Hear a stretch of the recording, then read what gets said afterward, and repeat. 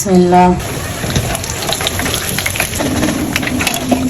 আমি আজকে ইফতারিতে বানাবো ডিম চপ, আলুর চপ, ছোলা বুট। ছোলা বুট একটু আলুর দিয়ে রান্না করবো, কারণ আমার কাছে আলু দিয়ে ছোলা বুটটা বেশ ভালো লাগে। পেঁপের চপ, আজকে বেগুনিটা বানাবো না, বেগুনির পরিবর্তে পেঁপের চপ বানাবো। পেঁয়াজও বানাবো। আমি সবকিছু রেডি করে নিয়েছি, তারপর ঘুগনি বানাবো। এখন আমি ছোলা বুটটা রান্না করে নেবো। ছোলা বুটটা রান্না করার জন্য চুলা কড়াই দিয়েছি, এখন দিয়ে দিচ্ছি তেল,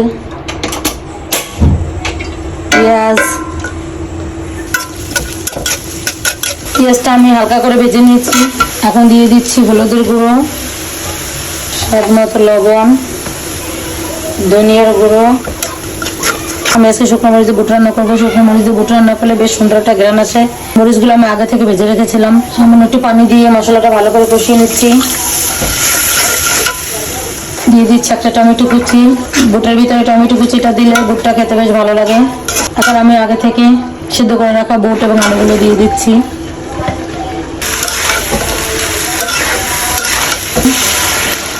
বুটটা তো আগে থেকে সেদ্ধ করা ছিল, তাই শুধু আলুটা সেদ্ধ হওয়ার জন্য আমি অল্প একটু পানি দিয়েছি।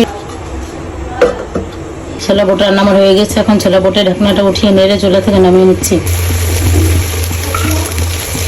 অন্য একটা কড়াই ঢেলে নিচ্ছি। এখন আমি ইফতারিগুলো ভেজে নেবো। বেসনটা আমি আগেই গলিয়ে রেখেছিলাম। তেল দিয়ে দিচ্ছি। তারপর প্রথমে আমি ডিমের চপ এবং আলুর চপগুলো ভেজে নেব। বিসমিল্লাহ।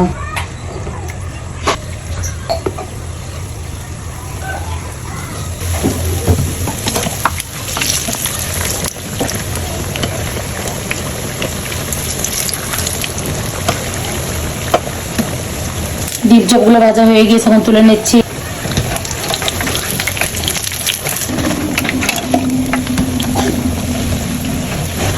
এখানে আমার আলুর চপ এবং ডিমের চপ ভাজা হয়ে গিয়েছে। এখন পেঁপের চপগুলো ভেজে নেব। পেঁপের চপগুলো কিন্তু দেখতে অনেকটা বেগুনির মতোই হয়, আবার স্বাদটা অন্যরকম হয়। পেঁপের চপগুলো খেতে খুব মজা। দেখতেই পাচ্ছেন পেঁপের চপগুলো এত সুন্দর ফুলেছে যে উল্টানো যাচ্ছে না। বেগুনের চেয়ে কিন্তু খুব সুন্দর হয়েছে পেঁপের চপগুলো। পেঁপের চপগুলো দেখে কিন্তু বোঝাই যাচ্ছে না যেগুলো পেঁপের চপ।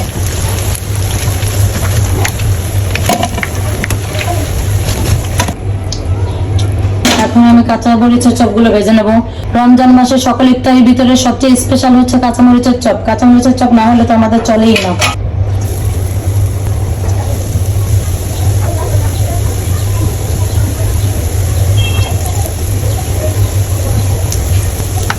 মরিচের চপগুলো হয়ে গেছে, এখন চুলা থেকে তুলে নিচ্ছি।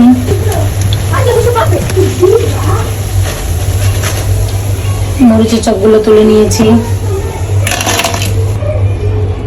দেখতেই পাচ্ছেন মরিচের চপগুলো কতটা সুন্দর এবং ফুলে ডাবল হয়েছে। এখন আমি পেঁয়াজের ডালটা রেডি করে নিচ্ছি পেঁয়াজগুলো ভাজার জন্য। ডালটা আমি ব্লেন্ডার করে নিয়েছি। কাঁচামরিচ কুচি, পেঁয়াজ কুচি দিয়ে দিয়েছি, সামান্য হলুদ গুঁড়ো, স্বাদ মতো লবণ। খুব ভালো করে মেখে নিচ্ছি।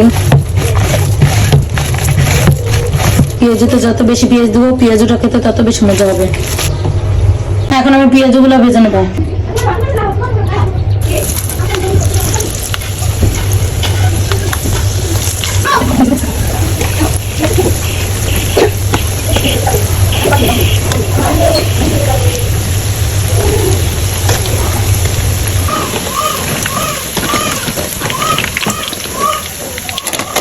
আমাদের ইফতারি রেডি করা হয়ে গেছে।